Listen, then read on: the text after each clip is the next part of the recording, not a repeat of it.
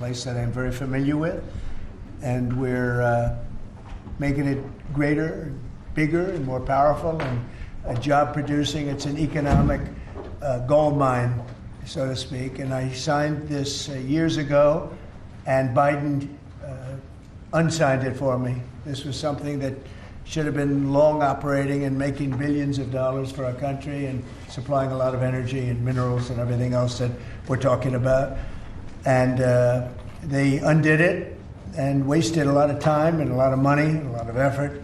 And now we're starting again, and this time we have plenty of time to get it done, and it's going to be done properly. I'd like to ask your Department of Interior head, who has done a fantastic job, Doug Burgum, to say a few words about it. And we'll go to Chris after you and anybody else that wants to say something. And it's a very powerful deal, very, very big deal from the standpoint of minerals and energy.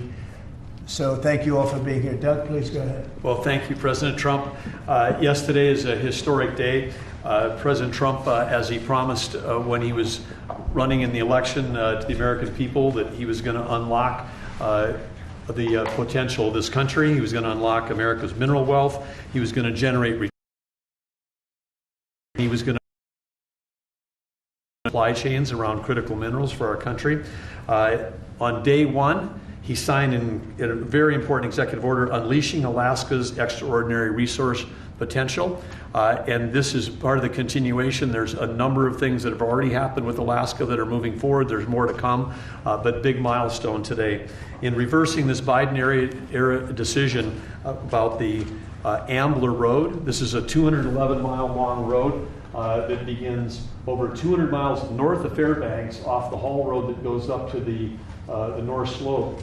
This road goes through an area where there's no roads.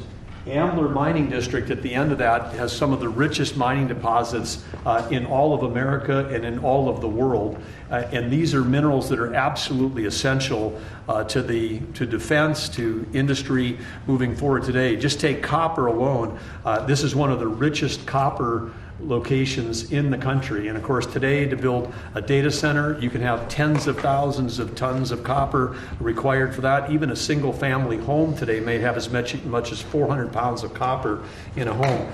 And we have, as a nation, in the past, had basically gotten out of the mineral and energy and mining area. President Trump, when he said drill baby drill, he also was mine baby mine. We've got to get back in the mining business. China controls 85 to 100% of all the mining and refining of the top 20 critical minerals. And in this mine area up there, we got copper, lead, zinc, gold, silver, gallium, germanium. So rich in all of the minerals that we need to win the AI arms race against China and to prosper as a country. And so, again, today, this was his history being made. When some of this was set aside in 1980 by Jimmy Carter, there was a special authority created for presidents to decide if there was a dispute. And so for the first time in history, a president is actually using that authority. President Trump, as he does, using his authority for the benefit of the American people. And the appeal came in from the state of Alaska asking that this road be built. Alaska's not a colony, they're a state.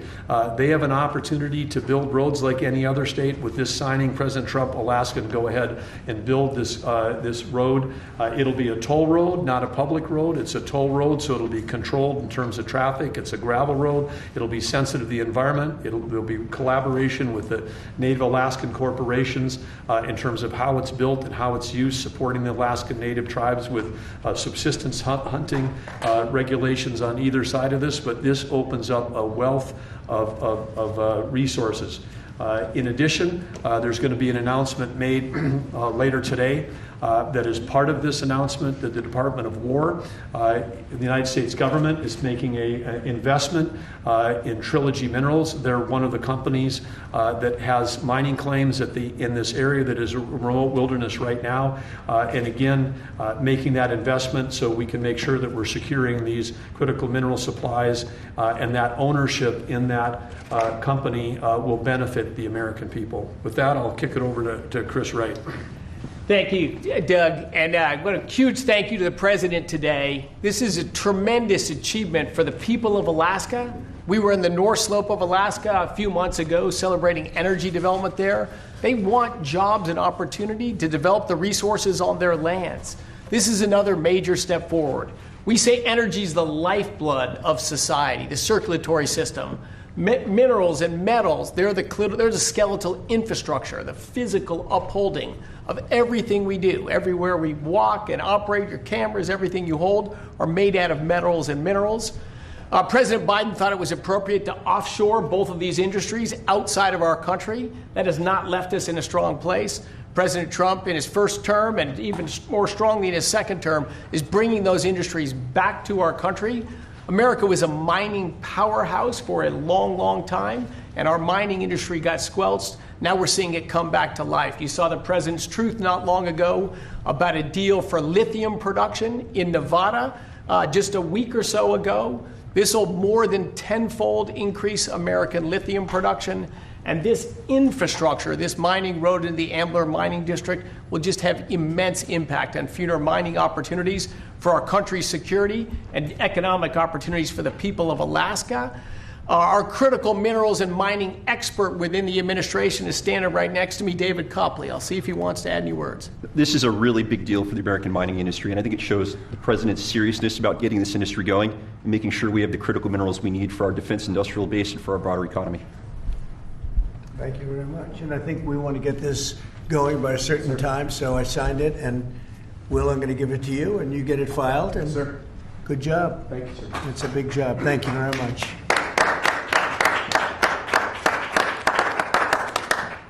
So we created a great deal of wealth for that part of the world and that part of our country by doing this long, very difficult road to build, and we'll be talking about that sometime later. But it's a great deal for our country. It's a great deal for the people of our country and for the taxpayers of our country. And if you have any questions on that, let me know. When do you Steve? expect the road to be constructed, and how quickly will it get underway? Well, this road, I said industrial road, it'll have ownership. It'll likely be split between the state of Alaska, the federal government, and the Native Alaska corporations. We would expect that construction would begin next spring with planning throughout this winter. The 211-mile long road will be a gravel road with a solid design base to handle the weight of the trucks that are going in and out. This is typical design that far north because asphalt with a freeze-thaw cycle, very difficult with asphalt or concrete. So gravel, a fantastic gravel road is going to have the least impact on the environment, going to be the best suited purpose. Alaska's done this in the past with the Red Dog mine. They've built a toll road that again has ownership. The companies that use the road pay to transit that road. So this is an economic model used around the world in mining districts. We'll apply it right here. And again, it's going to generate revenue for the American people and for the citizens of Alaska as opposed to a cost. And also 2 bridges. We're going to build 2 bridges that will be able to complete, and we'll get them up very quickly. And how long to complete? I mean, 211 miles.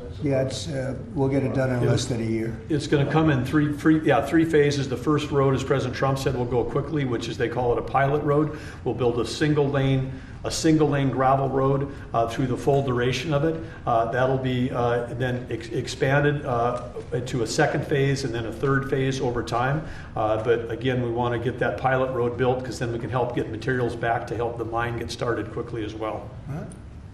Mr. President, there's negotiations happening with your team in Egypt right now over your proposed peace plan.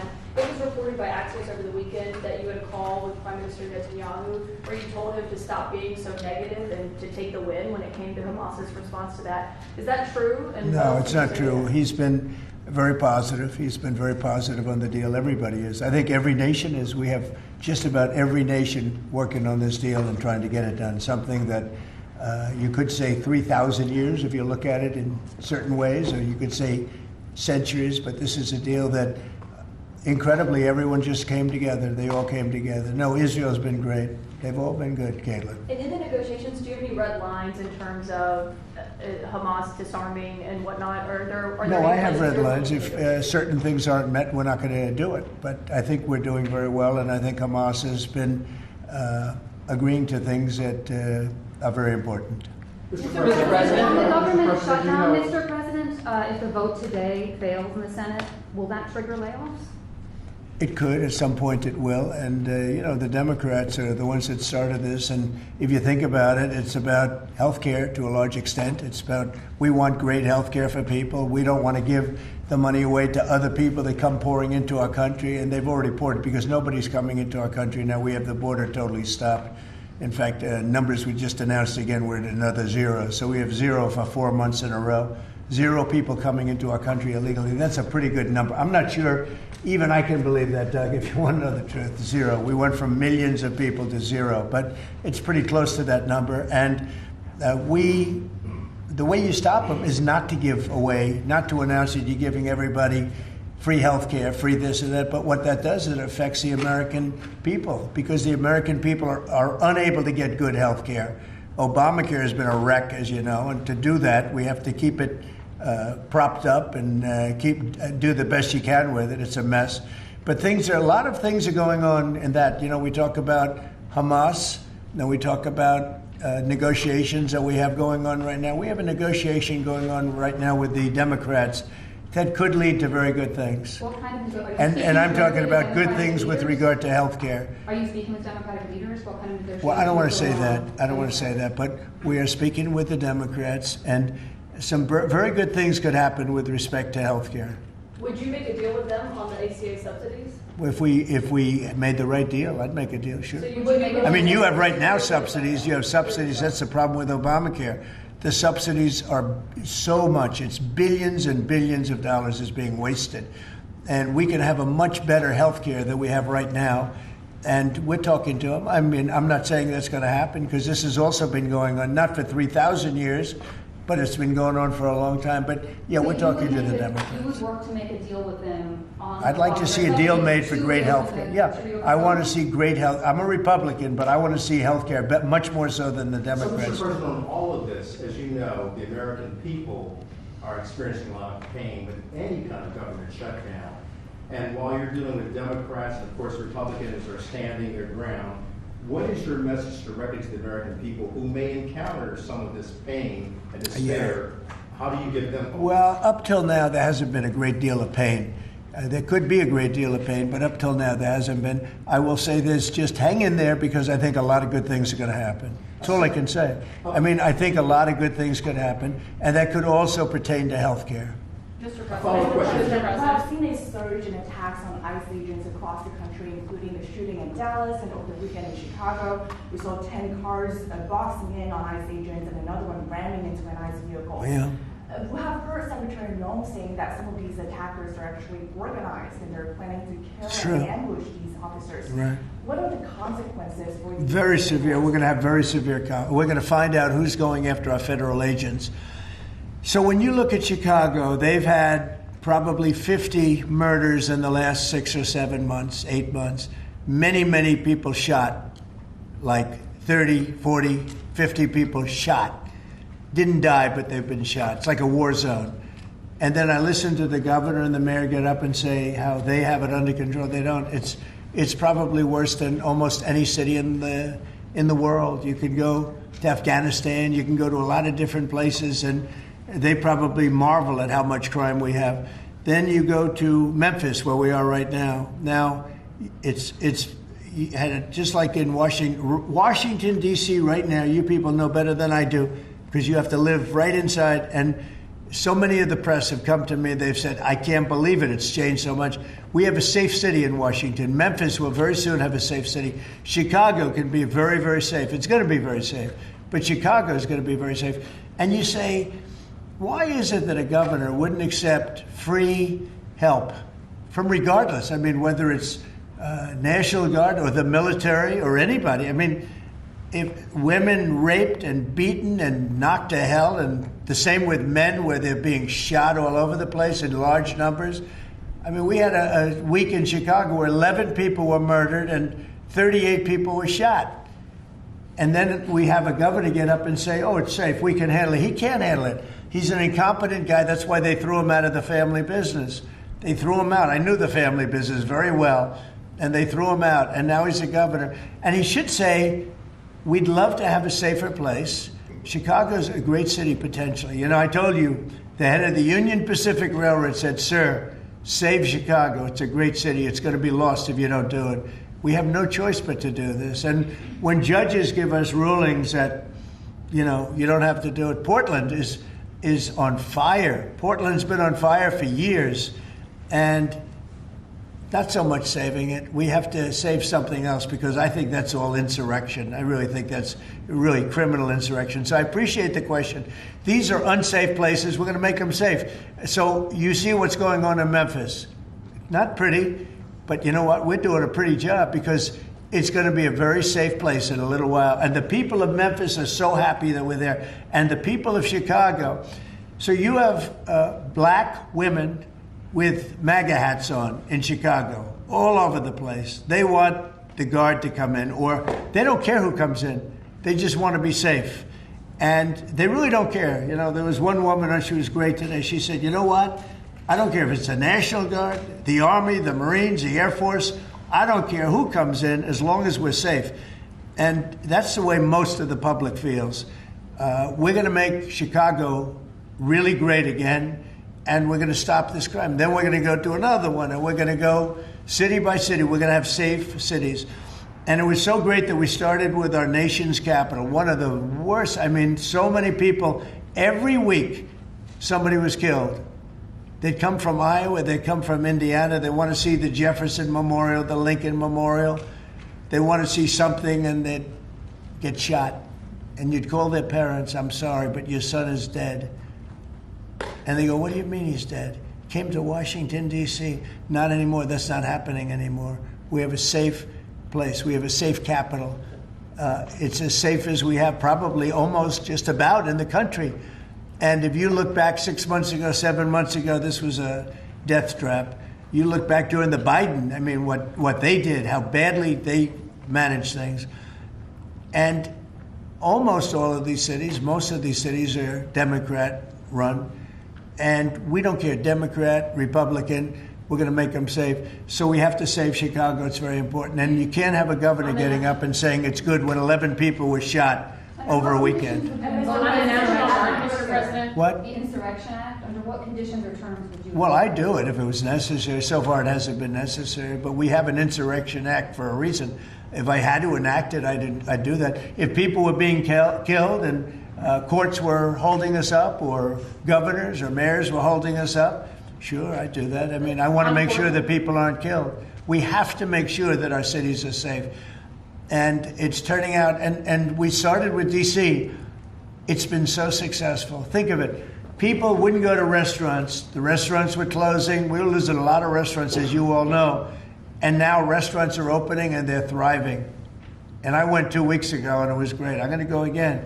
I felt very safe, very safe. Forgetting about guards and Secret Service, and I would have gone. It would have been very safe.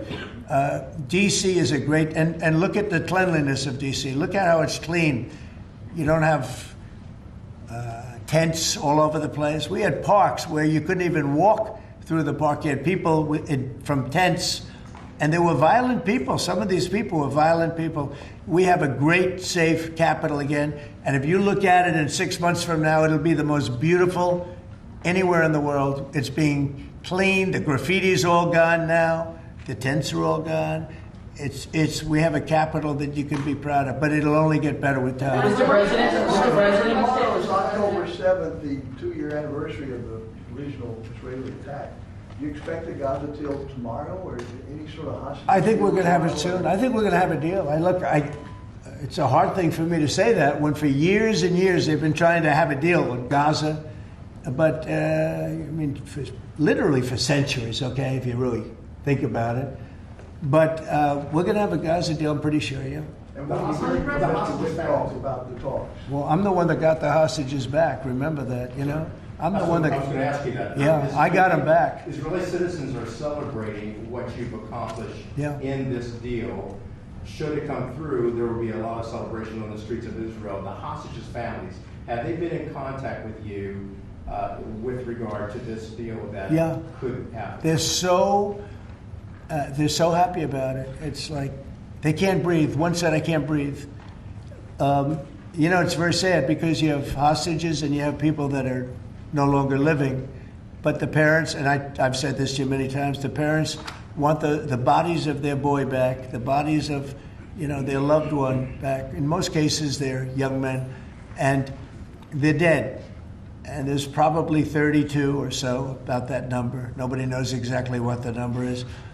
They want that body back as much as if their son were alive. I've been with them. You know, many have come to the White House, to the Oval Office. I've been with many of the people that I got released. We have a fantastic group working on it. Steve Witkoff has been amazing. Jared, I have Jared. I took Jared out because Jared's a very, you don't find anybody more capable, and we have the A+ team working on it. I think we've made tremendous progress. And yeah, the people of Israel wanted to happen, but the people related to hostages, I mean, you see in Israel tens of thousands of people. They really want the hostages back, and they really want things to end. And I think Hamas now has been, all I can say is they've been fine. They've been fine. I hope it's going to continue that way. I think it will. I really think we're going to have a deal. We have a really good chance of making a deal, and it'll be a lasting deal. We want to have peace. This is beyond Gaza. Gaza's a big deal, but this is really peace in the Middle East. And the amazing thing is we have every Arab country, every Muslim country, we have every country surrounding. They all want. I spoke with President Erdogan of Turkey. He's fantastic. He's been pushing very hard. He's a very powerful guy, and he's been pushing very, very hard to get this deal done. And Hamas has a lot of respect for him. They have a lot of respect for Qatar. They have a lot of respect for UAE and Saudi Arabia. We have everybody is on our side to get this deal done. There's never been anything like it. Nobody's ever seen it. There's always been like 80% of them don't want something done. I think virtually we even had a very strong signal, as you know, from Iran. They'd like to see this done. Mr. President, Governor Abbott offered up the Texas National Guard to you. Have you had any other conversations with other red state governors? Yeah, I have. They're willing to offer. Every one of them is willing to offer whatever we need. We thank Governor Abbott of Texas. Every one of the red state, as you call them, red state governors is willing to give whatever we need because they want our agents protected. You know, these ICE agents have a tough job. They have to go in and get, in many cases, stone cold criminals, hardened criminals, long-time criminals. And every, essentially, Republican governor has offered up whatever we need. And some Democratic governors also. Daniel? Yeah, Mr. President, thank you. A quick question on the subject of the order. The Biden administration, previously speaking, they shut down Alaska for business. You reversed that, you reversed it on day one, you opened it up, going after all the critical minerals. This mission of yours, Secretary Burgum, Secretary Wright, to boost our own independent production of critical minerals, rare earths. It's necessary, Can you just talk right? about how important that is over the next 4 years, sir? Well, it's very necessary. You know, in the past, we were able to go to other countries, buy whatever we want, but all of a sudden, if those countries are hostile, and by the way, China hasn't been. We've made deals with China. You know, they approved the TikTok deal. Everyone said you'd never get the TikTok deal approved. They approved it, and we have great people buying it. Big, strong American companies are buying it, the most prestigious companies there are, actually, and they're going to make sure everything's good. But President Xi was great. He approved it.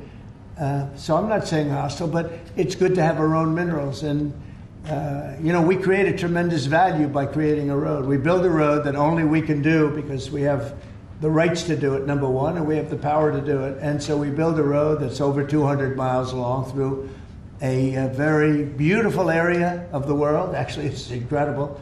When you look at it, it's incredible. But a rough area from the standpoint of building. So we get a road done. And with that, we unleash billions and billions of dollars of wealth.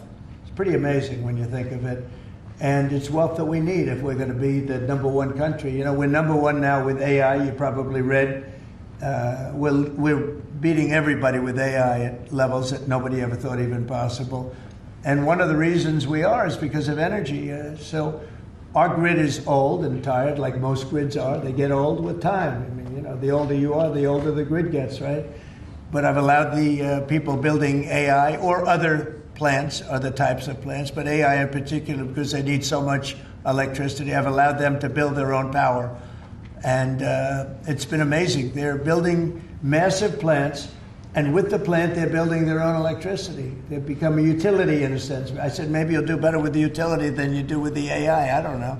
But we're letting them build their own electricity. So we don't have to worry about the grid. We don't have to worry about anything. And they're going to build it in such a way that if they have excess capacity, they're going to put it back into the grid. It's pretty amazing. So when they build, we're giving them permits to build their own electric power plants, and it's incredible when you see what they're doing. And because of that and other things that we're doing, we're leading every country. Nobody's even close to us with AI. And AI seems to be the big thing. I don't know. I can't tell you that. There are a lot of people building, and a lot of people have high stock prices because of AI. So a lot of people think it's great stuff. And I think it's great stuff. I look at it, it's amazing what it can do. In terms of medical costs, in terms of knowledge, it's basically information, and information at a level that nobody thought possible before. So we'll see. But they're building plants where you saw the one overlay that I did where, in this case it's Meta, one of their plants is essentially almost the size of Manhattan. And that's a building, it's a building that covers Manhattan. So it's big stuff. And nobody's even close to us. We're leading AI by so much. Mr. President, yeah, go ahead, please. Since the start of your administration, we've seen a lot more Americans wanting to join ICE. And as we're seeing more attacks on them right now, what's your message to rank and file ICE agents who are trying to do their jobs but are facing 1,000% increase in attacks? I love your questions, I like you. So who are you with? I'm with NTD. Very I good. was the one who got mugged. You were the one, that's what I thought. You got mugged. You're not getting mugged anymore. She was really, you're lucky to be with us with that deal that happened. I know all about that. Not anymore, though. You feel a different world out there, right? Totally. If you're safe with the baby nowadays. Oh, good. Well, you're safe now. Nobody's going to be hurting you in any way. Thank you, Mr. President. Okay, thank you very much. Mr. President, I'm just in court today. Thank you. So the bottom line on your question, we're just going to make things real safe. We're going to have a country that you can be proud of, not a country that you read about every day where somebody gets mugged from behind or hit over the head with a baseball bat. Those people aren't with us any longer. Yeah, please. Mr. President, yes. Thank you very much. Thank you, Mr. President. On today's call with Lula from Brazil, Yeah. are you considering lowering tariffs after the call? Well, I had a great talk with the president of Brazil, who's a good man. I met him actually at the United Nations. I was going up to make a speech and I didn't have a teleprompter. I was walking up to my teleprompter. I said, I don't have a teleprompter. But just before that, I met with President Lula, and I found him to be very good. I mean, we had a very good talk for about, 2 minutes. And then I went up to make a speech, and I was surprised to see, how would you like that one, Doug? I've got every leader in the world sitting out there. My teleprompter isn't on. You know why, Daniel? Because it was a rigged deal. But fortunately, I made a better speech than I would have if I read it off a teleprompter, which is pretty easy to do. So it was quite a day. That was a big day. But we met and we liked each other. And we had a great conversation. We'll start doing business. And are you considering traveling to Brazil for COP? At some point, I would, and he's going to come here. We talked about that. And a follow-up question on Israel. Israel government has been arresting and reporting activists that were traveling to Gaza. Today, Greta Thunberg, for instance, also some... Well, she's just a troublemaker, I mean, she's no longer into the environment, now she's into this.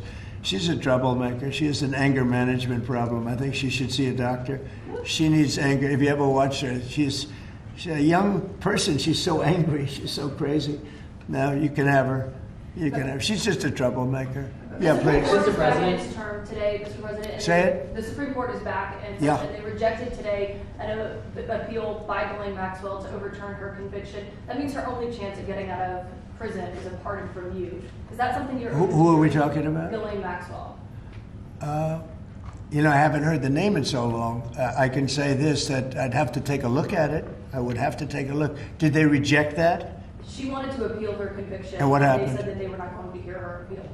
I see. Well, I'll take a look at it. consider I will that. speak to the DOJ. I wouldn't consider it or not consider it. I don't know anything about it. So, Why but I'll would speak. she be a I will candidate? speak to the Why would she DOJ. be a candidate for clemency, sir? I don't know. I mean, I'd have to speak to the DOJ. I'll look at it. I have a lot of people have asked me for pardons. I call him Puff Daddy has asked me for a pardon. But she was convicted of child sex trafficking.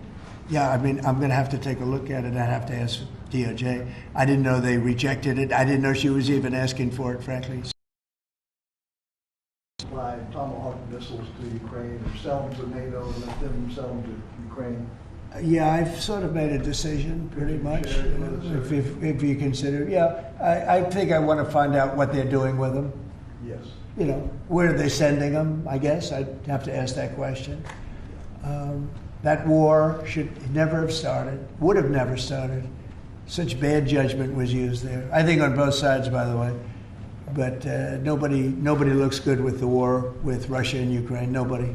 It's been a horrible. This week they lost over 7,000 soldiers between the two of them.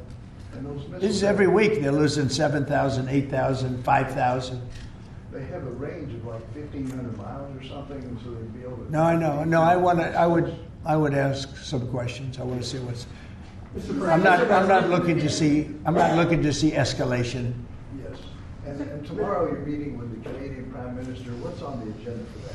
Well, I guess he's going to ask about tariffs because a lot of companies from Canada are moving into the United States. You know, everybody's moving back into the U.S. and he's probably going to be asking about tariffs. They're losing a lot of companies in Canada. They're coming into They left here. They left here 20 years ago when presidents that sat right at this desk weren't doing their job properly. They were probably good politicians, but they weren't good at business, and they allowed these companies to leave. And all they had to do is do what I'm doing right now. And, you know, I'm not saying it's the easiest thing to do, but it is. It's effective. We're a rich country again. We're a powerful country because, you know, I've ended 7 wars. At least half of them was because of my ability at trade and because of tariffs. If I didn't have tariffs to throw around a little bit, you would have at least 4 wars raging right now with thousands of people a day being killed that aren't happening. We settled. You know, we settled 7. We're getting close to settling 8. That would be a big one. And that's something that could happen. But so I think he's coming probably to talk about tariffs because a lot of companies are leaving Canada to come into the U.S. And they're leaving Mexico. And by the way, they're leaving China. They're leaving all over the world to come into the U.S. And would you Nobody's actually seen anything like it. Would you shift your position on tariffs in response to whatever? Well, I mean, look, my positions turned out to, everybody said I'm right. They find billions of dollars that they didn't even know they had. Recently, they said they found billions of dollars and they couldn't understand. I said, check the tariff shelf. And they come in the next hour and they said, sir, you're right. It was from the tariffs. We're a rich, really rich country again. But more importantly, maybe influence. If I didn't have the power of tariffs, you would have at least 4 of the 7 wars raging. I use tariffs to stop wars. If you look at India and Pakistan, they were ready to go at it. 7 planes we shot down. They were ready to go at it. And they're nuclear powers. And I don't want to say exactly what I said, but what I said was very effective. They stopped. And that was based on tariffs. It was based on trade. Tariffs are very important for the United States. We are a peacekeeper because of tariffs. Not only do we make, you know, hundreds of billions of dollars, but we're a peacekeeper because of tariffs. Mr. President. Yeah. On the shutdown, Mr. President, the shutdown that occurred during your first term lasting 35 days, Yeah. how long do you expect this shutdown to go? Well, you don't know. Look, I can say this, that it would have not happened except for the Democrats. The Democrats are very foolish. They've lost their way. And we have a new thing now when you look at, it's called crime. It's called absolute, as Biden would say, well, I won't say what he would have said. Remember when he said, it's a 3-letter word, no. Remember that one? Everyone say, what was that all about? He probably meant exclamation point or something after the word. But this is a 5-letter word, crime, C-R-I-M-E. And we want to put it out and are putting it out, and they don't. They don't seem to care about it, but they do care. I believe that Pritzker and this mayor of Chicago that like to say about they don't have it under control. Not only is it not under control, it's the opposite. And I believe they're afraid, they're scared for their lives. I believe that the Portland people are scared. You look at what's happened with Portland over the years, it's a burning hellhole. And then you have a judge that lost her way, that tries to pretend that like there's no problem. Actually, she's not even saying that. There's a huge problem in Portland. I'll tell you what the problem is, crime. Okay, crime. It's a huge problem in Chicago. It's called crime. And we want to put out the crime, and they want to inflame the crime. And why they want to, I don't know. But it could be that Pritzker is scared for his life. Yeah. You on the UN, do you have an update on the investigation into what happened to you at the UN last month? And also, what's your message to Americans who are concerned about your and your family's safety as you're very out in public? Yeah, I am out there. There's no question about it. Well, at the UN, we had a problem with the teleprompter. We had another problem that nobody has actually talked about. The people in the room didn't hear my speech. Did you know that? The people in the room, they didn't have any loudspeakers, and they didn't hear my speech. And I thought I made a really good speech. I mean, considering I didn't have the use of teleprompter, which is unusual. But I made a speech. I could have walked off the stage. I guess most people, Doug, I think most people would have just said, we'll see you in about a half an hour, right? But, they obviously turned off I think they turned off the teleprompter, but there was a reason that it didn't work.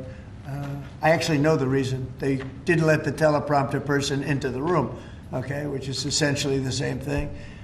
So I made a speech. It turned out to be a very good speech, got good reviews. I went out to the audience after the speech. I saw my wife. I said, how good was that speech? Was that unbelievable or what? She said, I didn't hear a word you said. I said, what do you mean? She was sitting in the front. I said, what do you mean? She said, you couldn't hear anything that you said. The speakers were turned off. So I think that's pretty bad stuff, right? Especially since we support most of the United Nations. And yet I still want to keep it in New York, because I think the United Nations has tremendous potential. If properly run, the United States has tremendous potential. But think of this. I settled 7 wars. I never spoke to the United Nations about it, not one of them.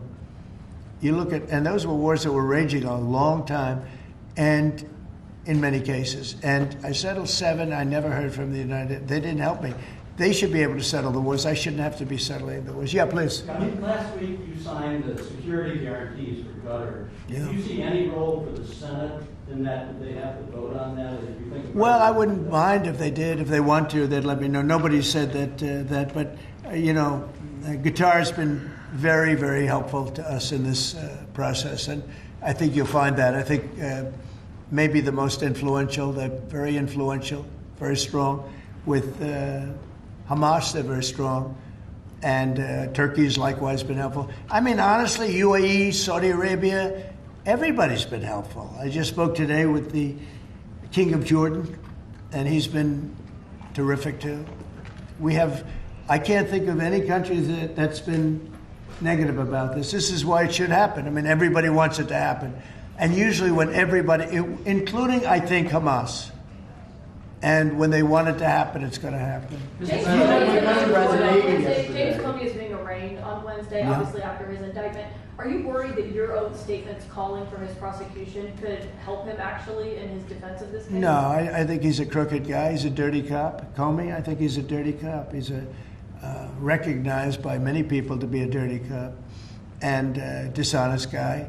So all I have to do is, I mean, I have nothing to do with the case. I just say, but you called on him, Bondi, to prosecute him and oppose No, I don't call anybody. You know what? I'm allowed to do that if I wanted to do that. But Comey's a crooked guy. He has been for years. And he got caught. Look, he lied. This is just a simple case. He totally lied. And then he confirmed the lie on, I guess, numerous occasions, or at least one occasion. He confirmed the lie. He said, that's what I said, and I stand by it. And I mean, the guy, and he didn't say, to the best of my knowledge. He didn't say, well, I don't remember. He made a very definitive statement and a very important statement concerning him. and he got caught in an outright lie. And that's why a group of people, it wasn't me that voted, they voted to indict him. But he's a crooked guy, in my opinion, and we'll find out. The court's going to determine that in a little while, I guess, yeah. President, do you expect to announce farm relief this week? Yeah, I'm going to do some farm stuff this weekend. You have with Yeah, please. the Navy yesterday celebrating It was their unbelievable. 250th. Can you talk about that? And as we get closer to America's 250th, you've initiated a prayer initiative as well. Yeah. Talk to me about both of those events and why they're so important, particularly the prayer initiative going forward to the. Well, we have, and we're dealing, as you know, with all of the different, and not just evangelicals, Christians. We're dealing with lots of different faiths, religions, and I felt for a long time that if a country doesn't have religion, doesn't have faith, doesn't have God, it's going to be very hard to be a good country. There's no reason to be good. I want to be good because you want to prove to God that you're good, so you go to that next step, right? So that's very important to me. I think it's really very important. And yesterday was amazing. We went out. We went to the naval base, the largest in the world, actually, and I saw things that were incredible. The level of I don't want to use the word weapons, but they are weapons. It's the technology on these planes, on the carriers, on all of the different things that we saw. They gave us missile displays. They did the whole. I don't think they've ever done anything like it, but it was really impressive. And the talent of the pilots, where they can land. The aircraft carriers look massive, but when you put them in the middle of like the Atlantic, or in this case, pretty far off the coast of Virginia, and it's sitting in a big ocean, and it was pretty calm yesterday, but it's still a little bit testy, right? And you'd have these guys land right on a thing and come to a sudden screeching halt, and they're really something. They were taking off yesterday, and they look over, yes, sir, and then you see them, and you see them just get ripped back into the seat because the G-forces are so great. And actually, if you're not in great shape, because they were doing maneuvers that were incredible yesterday, and the admirals were explaining that if you're not in really good shape, you don't make it because you pass out. These guys, and women. I met some women pilots it's incredible what they're able to do. So we saw something that was great, and you saw the spirit, because we had for a couple of thousand, I think they had probably 22,000, largely sailors, all dressed in the most beautiful white. There wasn't a spot on any of those uniforms. I looked at them, it was just a wave of white. And it was a great crowd and great reception. So, getting back to a very important question that was asked, when you go back a year ago, people weren't joining the armed forces. They weren't joining the Army, Navy, Air Force, Marines, the Coast Guard, Air Force. If you look at, any of them, they weren't joining, Space Force. And now we're setting records, recruitment. And that goes for the police and fire. Now they want to be policemen, they want to be firemen. And firemen, people don't mention them, they're incredible. I know so many of them, they're brave as hell. I wouldn't want to do it, tell you. But they weren't able to recruit. The police weren't able to recruit. And the military wasn't able to recruit. We were really off. And I got elected, and it really started on November 5th. I got elected, and somehow the country developed a spirit. Financially, yes, but also with the military. And now we have record levels of people wanting to be in. Every force is filled. We have waiting lists to get into the Marines, to the Army, to the Navy, to the Air Force. We have Coast Guard. We have waiting lists to get in. It's amazing, actually, what's happened. We have a country it was a dead country. And I say it all the time. We had a dead country 1 year ago. Now we have the hottest country anywhere in the world. And it's nice to see you. I've watched you for years on television, so it's nice to meet you. Thank you very much, everybody. Thank you, press. Thank you, press. Let's go. Thanks, guys. Thank you, guys. Thanks, guys. Let's go. Let's go. Let's head out. Thank you, guys. Thanks, guys. Thank you, guys. Thank you. Thank you very much. Thank you. Thank you, Kate. Thank you, press. Thank you, press. Keep it good, guys. Thank you. Thank you, guys. You doing all right? Good. You was younger than you did 10 years ago, Stan. It's not bad. I'm working on it. You know the secret. Thank you, Mr. Thank you. Good questions. Hi, Danny. I think you showed good, Daniel. Big rating, It was huge. I did an interview with him. You know why? I turned down 60 Minutes. I did Daniel because you know he treats me nice. By the way, I heard you had big ratings. We had huge ratings. Yeah. Thanks to you, sir. Thank you, Dan. Thank you, Mr. President.